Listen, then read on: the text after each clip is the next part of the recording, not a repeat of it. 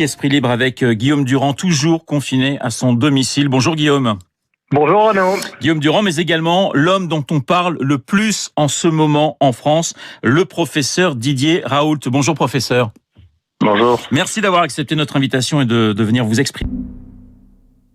Infectiologue, microbiologiste et vous travaillez à l'IHU Méditerranée Infection basé à Marseille. Ce matin, vous nous redites qu'un traitement à la chloroquine peut fonctionner pour lutter contre le coronavirus. Votre nouvelle étude publiée hier vous conforte ? Écoutez, nous on a depuis le début, bien sûr il y a beaucoup de pays qui utilisent maintenant l'hydroxychloroquine et il vient de sortir encore un très joli travail fait par les Chinois en comparant l'hydroxychloroquine cette fois-là contre un placebo qui montre qu'il y a une différence importante, en particulier dans les formes modérées à modérément sévères, c'est-à-dire avant que les gens aient une détresse respiratoire, parce que là ça devient une autre affaire. Et nous, ce que l'on a fait de différent, c'est qu'on rajoute en plus un antibiotique banal, l'antibiotique qui a été le plus prescrit dans les infections respiratoires dans le monde, qui est l'azithromycine. Et avec ça, on a des résultats aussi bien au laboratoire sur les cultures virales, qui sont spectaculaires, que chez les patients, où on a des résultats qui sont très impressionnants. Et donc, oui, on a depuis maintenant un certain temps commencé à traiter tous les patients avec cette association, avec des résultats qui sont à ce jour très satisfaisants. C'est une étude sur 80 patients, professeur ? On a publié une étude sur 80 patients et puis actuellement, des patients inclus, on en a plus de 1000. Hein. Oui. Didier Raoult, vous êtes en contact étroit avec le ministre de la Santé. Est-ce que vous avez des échanges avec Matignon et l'Élysée ? Oui, moi je tiens les gens bien sûr au courant de ce que je fais et de ce que je pense, et je le fais directement avec eux, bien sûr. Donc avec Olivier Véran, avec Emmanuel Macron, vous êtes en contact avec le chef de l'État ? Je suis en contact avec l'entourage immédiat du chef de l'État, et quand il a besoin, s'il trouve de l'intérêt à me parler, il me parle. Didier Raoult, ce que vous reproche pas mal de médecins, c'est votre méthode, l'absence, disent-ils, d'un groupe témoin. Pourquoi, avec cette nouvelle étude, n'avez-vous pas changé votre méthode ? Elle aurait pu faire taire certaines critiques. Non, mais encore une fois, vous savez, je suis un épistémologiste, c'est-à-dire je suis un scientifique de la science. Ce que les gens croient que cette méthode, que la méthode qu'ils rapportent est une méthode qui est adaptée à cette situation, témoigne du fait qu'ils ne connaissent absolument pas l'histoire de la médecine, l'histoire des sciences. Dans les maladies infectieuses, on s'est pratiquement jamais servi de cette méthode pour montrer l'efficacité d'un médicament, parce que dans les maladies infectieuses, c'est extrêmement facile de mesurer si le microbe disparaît ou s'il disparaît pas. Après, c'est des habitudes qui ont été prises. En grande partie, ces grandes études ont été rendues nécessaires par l'industrie pharmaceutique, et tout le monde a fini par prendre cette méthode pour de la science. C'est pas de la science, c'est une habitude, c'est une manière d'approcher les problèmes, et il n'y a jamais eu d'évidence que ces études soient plus efficaces que ce que nous on appelle les études historiques, c'est-à-dire la comparaison de la mise en place d'un traitement avec ce qui se passait avant qu'on ait mis ce traitement. Mais c'est des histoires de spécialistes scientifiques, c'est pas des histoires de plateau télé. Donc c'est compliqué. Il y a des gens qui maintenant, comme dans tous les domaines, il y a des gens qui sont ni des praticiens ni des scientifiques dont le métier est devenu d'être une espèce de contrôleur des travaux des autres, si vous voulez, et qui pensent, je crois qu'ils sont sincères, ils pensent que c'est vraiment nécessaire, que c'est vraiment comme ça qu'on fait les choses. Parce que c'est un mouvement de mode. Moi, quand j'étais jeune, le mouvement de mode, c'est qu'on ne pouvait pas faire un traitement en maladie infectieuse si on n'a pas fait un modèle expérimental, ce qui est tombé en désuétude maintenant. On se fiche de savoir si les lapins vont être traités pour une septicémie à staphylocoque avec ceci ou cela. Mais quand j'étais jeune, c'était à mode. Enfin, on trouvait ça dramatique de ne pas avoir fait un modèle expérimental. Ce sont des modes scientifiques, ça, c'est pas une réalité scientifique. La réalité scientifique, c'est dans le domaine des maladies infectieuses aiguës, c'est quelque chose d'assez simple. C'est d'ailleurs aussi simple pour le sida. C'est quand on a eu un médicament efficace, en réalité, avec 3 malades, on le savait, on mettait des antiprotéases, il n'y avait plus de virus dans le sang, c'est fini. C'est pas la peine de faire des études avec 10 000 personnes. Et donc, c'est devenu un process qui est devenu extrêmement lourd, qui occupe une quantité de gens, dans lequel on finit par oublier que la seule chose qui soit importante en médecine, c'est l'efficacité, et que l'efficacité, c'est la méthode qui doit s'adapter à la question et pas à la question qui doit s'adapter à la méthode. Mais Didier Raoult, alors pourquoi ça bloque, puisque vous êtes assez sûr de vous, personne ne peut remettre en cause vos compétences. Pourquoi aujourd'hui ça bloque autant?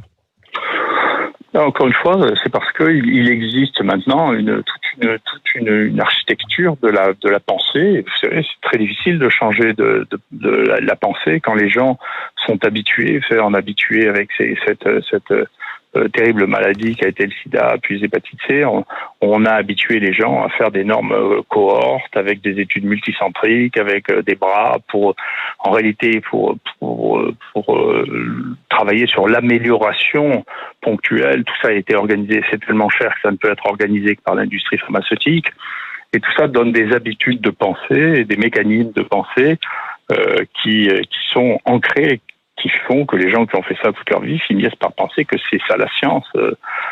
Encore une fois, moi je suis un épistémologiste, j'ai écrit beaucoup sur la science elle-même, sur l'évolution de la science, et donc les gens qui sont des épistémologistes ne croient pas du tout que la méthode des effets, des essais tels quels trucs représente de la science. Ça représente une habitude, une mode actuelle, ça représente rien d'autre que ça. Guillaume, et donc ça n'est pas adéquat face à la situation telle qu'elle est. Justement, vous devriez plutôt vous poser la question inverse. Comment se fait-il que quelqu'un qui a fait autant de choses que moi dans sa vie puisse penser ça et que les gens puissent penser que je ne sache pas ce que c'est que la méthode? Enfin, vous rigolez. Guillaume, vous voulez intervenir? Je rappelle que vous êtes toujours chez vous, touché par le coronavirus. Question au professeur Didier Raoult. Heureusement, je l'espère, guéri. Oui, Didier Raoult, d'abord, merci d'être avec nous. Comment vous expliquez qu'aux côtés du Premier ministre l'autre jour, c'est Madame Lacombe qui a été l'une des plus virulentes à l'égard de votre méthode, qui est présentée d'une certaine manière la maladie, parce que au fond, il devrait être pragmatique si on vous écoute ce matin et tenir compte du fait que vous nous expliquez qu'il faut donner le médicament dès le début et pas attendre la fin. Donc pourquoi ne l'entendent-ils pas?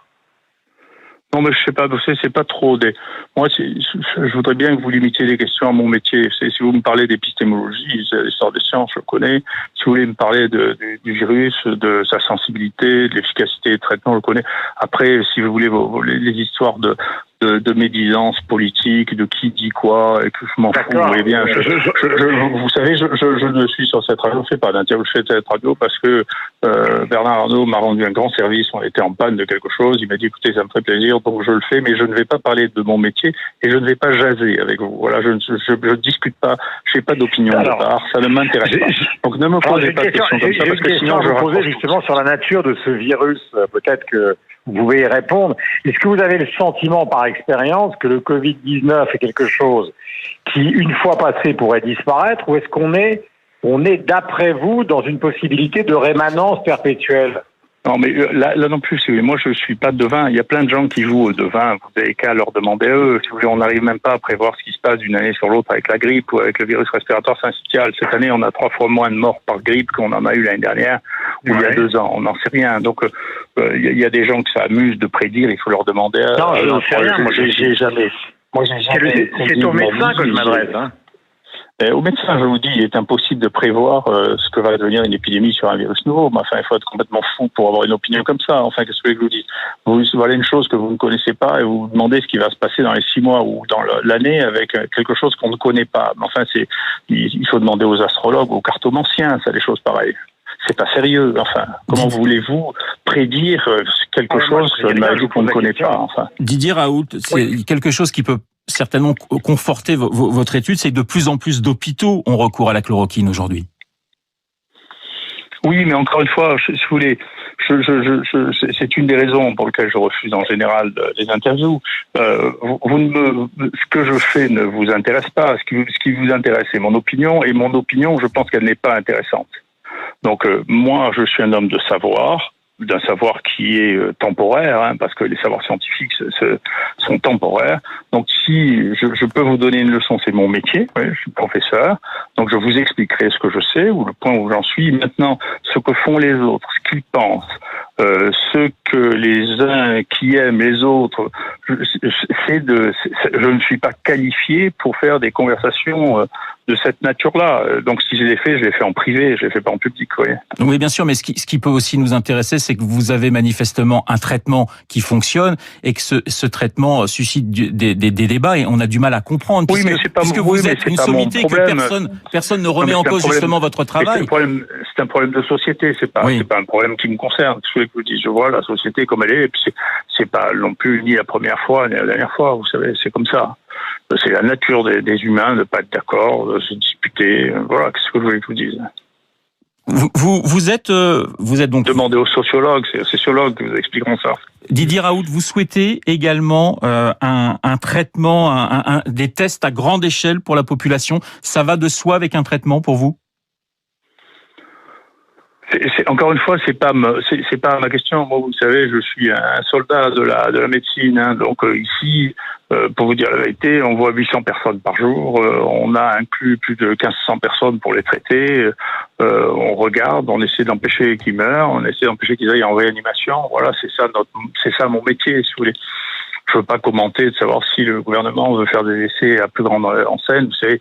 Et puis ensuite, ce qui se passe ici, s'il y a qu'une chose que je peux vous dire, qui est une chose qui me frappe vraiment, qui me choque vraiment, hein, c'est que ce pays croit qu'il existe une science française, et vous savez, c'est pas vrai. Voilà. Et donc, c'est un énorme problème auquel j'ai déjà été confronté il y a 20 ans quand j'ai été chargé de mission au ministère de la Santé.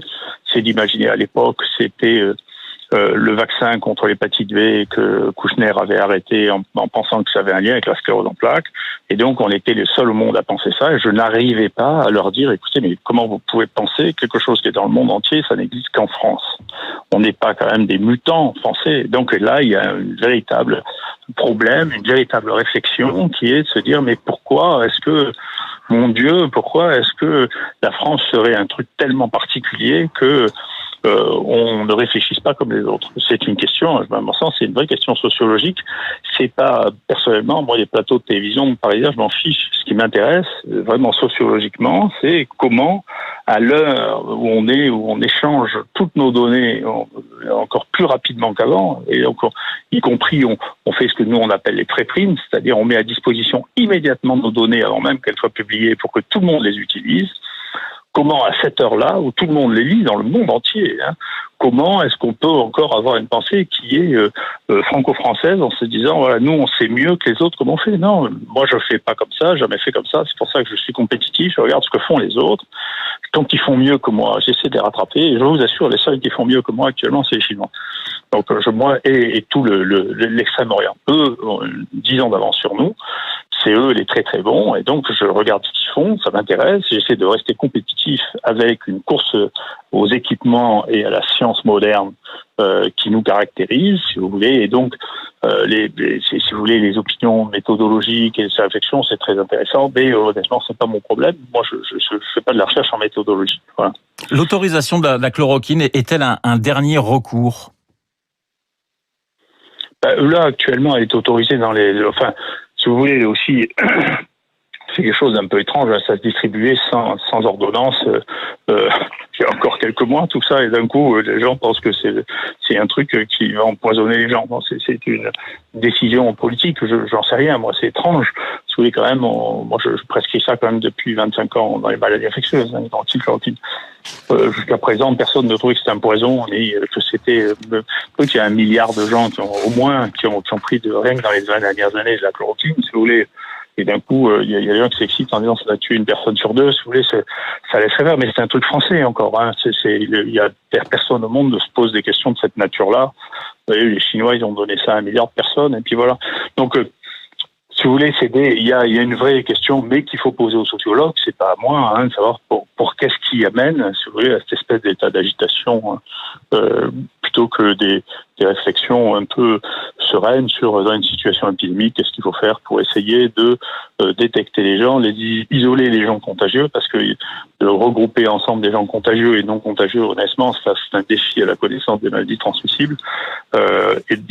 Et enfin, dès qu'on peut, il faut traiter les gens. D'ailleurs, je vois les Chinois, la première série qu'ils ont fait, qui était absolument ininterprétable, c'est parce qu'ils recevaient tous 3 antiviraux à la fois. Ça, ils ont donné tout ce qu'ils pouvaient pour que les gens ne meurent pas, quoi. Hein. Guillaume, une C'est question. une réaction médicale assez raisonnable, vous voyez. Oui. Parce que c'est mieux de sauver les gens que de faire des méthodes, vous voyez. Guillaume. Oui, je voulais simplement savoir, Didier Raoult, en quoi les Chinois, justement d'un point de vue scientifique, d'après ce que vous savez, ont des années d'avance sur nous. Alors écoutez, moi vous savez, j'avais conseillé au ministre de faire les IHU comme j'en ai fait un, moi en 2002-2003. Mon rapport a été reçu du bout des doigts et pas communiqué. Et pourtant, vous pouvez le relire, à peu près tout ce qui se passe maintenant était à peu près prévu et organisé. J'étais un peu découragé parce que je suis allé à Shanghai en 2005, vous voyez. Et en 2005, ils avaient construit, 2 ans après le SARS, quelque chose qui est mon IHU multiplié par 10. Il y avait tout dedans, même les scanners en P3, même la salle d'opération pour les malades contagieux. Donc, leur niveau d'organisation est extrême. Ils avaient des difficultés de compétences et donc ils m'ont demandé de former quelqu'un pour l'analyse des séquences moléculaires parce que eux savent que je suis un grand scientifique quand même. Et donc, je leur ai appris, j'ai vu et j'ai eu d'ailleurs une espèce de choc en me rendant compte de la vitesse à laquelle la recherche médicale s'organise en Chine. Vous savez, la Chine publie plus d'articles scientifiques que les États-Unis maintenant. Ils mettent autant d'argent que les États-Unis et la Chine a surtout conservé, ce qui est un peu paradoxal pour le pays de Mao, si vous voulez, une estime pour les élites qui est tout à fait extraordinaire, c'est-à-dire qu'ils foutent pas dehors. Ils sont dans l'inverse de ce que nous avons. Vous savez, il y a 20 ans, les meilleurs Chinois partaient de Chine pour aller un peu partout, y compris moi, j'avais des élèves chinois qui étaient partis aux États-Unis. Ils sont tous en train de rentrer en Chine parce que les Chinois leur font des propositions remarquables. Et nous, vous devriez regarder, en France, on a une fuite des cerveaux. Hein. Donc, il y a une attraction pour la recherche en Chine qui est considérable. Les chercheurs en Chine sont devenus des héros. Chez nous, les héros, c'est plus les footballeurs, les chanteurs et vous, hein, les commentateurs de télévision ou de radio. En Chine, quelqu'un qui fait un papier dans Nature, il a la même prime que quelqu'un qui a une médaille d'or aux Jeux Olympiques. Ça devrait nous amener à réfléchir. Donc, moi, je réfléchis. Comme qui plus est, les Chinois ont un esprit extrêmement pragmatique. C'est-à-dire que plutôt que de philosopher sur les différentes méthodes, ils agissent. Moi, je vois bien dans les maladies infectieuses que les seuls qui soient en compétition avec nous sur les grandes cohortes ou sur les identifications, c'est les Chinois et tout le groupe autour. C'est les Chinois, Taïwan, Corée, Singapour, tout ça a une puissance scientifique qui est absolument impressionnante. Et avec un pragmatisme, un développement technologique qui est incroyable. Et donc, je pense que nous, on est, et c'est probablement une des crises que l'on vit dans cette situation, c'est de ne pas avoir, que l'Europe n'a pas été lucide sur cette évolution qui est en train de se faire, dans laquelle on se perd dans des réflexions qui ne sont pas de nature scientifique. Donc on laisse filer la science pour de multiples raisons. Donc vous voyez bien, en Europe, ce qui est important, c'est qu'il y ait 3 pays européens qui coopèrent. On s'en fiche, enfin moi je m'en fiche scientifiquement que les pays européens coopèrent. Ça c'est de la politique, c'est pas de la science. La science, c'est de produire de la science qui sert à quelque chose. Pour la Chine, et ça sera ma dernière question, professeur Raoult, un des traitements prometteurs à l'étude est le Remdesivir. Professeur Raoult, est-ce que vous y croyez ?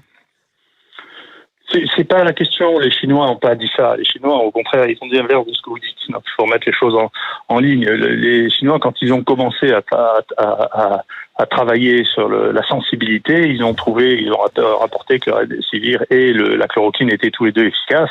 Et ils ont conclu, ce qui est une conclusion de bon sens, hein, qui est confusionniste, hein, c'est de dire, écoutez, il y a un médicament qui est pas cher, disponible partout, et qu'on peut prescrire demain, donc on va travailler sur la chloroquine. Donc ils disent pas ce que vous avez dit, parce que pour travailler sur la Remdesivir et distribuer ça à 200 millions de personnes du jour au lendemain, on ne sait pas le faire. Guillaume, une dernière question. C'est simplement pas possible. Voilà, c'est juste, c'est qu'au bout d'un moment, il y a personne qui s'est mis à table, il dit mais on peut pas faire ça dans une situation d'urgence. Un médicament qui n'a jamais été testé sur une grande échelle, dont on ne connaît pas la toxicité, versus, et on dit que le problème de la toxicité, c'est celui qui a été prescrit à des milliards de fois. C'est celui qui a un problème celui qui n'a pas été testé à un échantillon représentatif de la population, dont on ne connaît pas la toxicité. Bien sûr qu'il va la toxicité. N'importe quel médicament a toujours une toxicité. Et on la découvre quand on a fait des centaines de milliers de doses. Donc tout ça, bien sûr, les Chinois ont une conclusion. Il suffit de lire leurs articles. Hein, c'est pas du tout ce qu'ils disent. Ils disent on va faire la chloroquine parce que c'est la chloroquine qui est disponible. C'est tout simple. On peut utiliser dans une situation de crise épidémique que les médicaments déjà disponibles dans les pharmacies. Enfin. Guillaume, une dernière question. Oui, est-ce que ce qu'on fait justement et que vous connaissez des effets indésirables sont vraiment ce dont on parle, s'il y a des risques d'arythmie cardiaque, enfin, d'autres? Est-ce que tout ça est très bien connu par ceux qui justement suivent ces affaires depuis des années? Écoutez, vous verrez là aussi, si vous voulez, il y a toujours des gens qui ont une opinion sur tout. C'est pas inintéressant. Non, mais c'est une question, c'est simplement. Non, mais laissez-moi terminer. Après, les gens qui sont sérieux font des guidelines, vous expliquent exactement ce que c'est.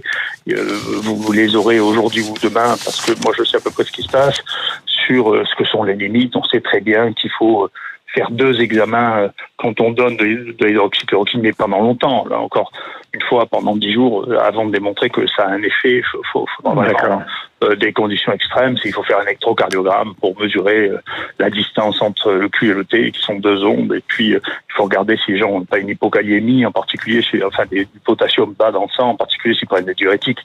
Voilà, globalement, les précautions. Et à partir de ça, nous, on a fait analyser les habits électrocardiogrammes par un spécialiste de la rythmologie. Donc on est très serein. Hein. Donc il y a des choses, il faut faire attention, il ne faut pas faire n'importe quoi. C'est des médicaments. On est dans un âge où il faut prendre toutes les précautions possibles. Cela étant, si vous voulez, là aussi, de dramatiser l'usage de quelque chose qui a été utilisé chez des centaines de millions d'habitants, c'est déraisonnable. Merci beaucoup, professeur Didier Raoult.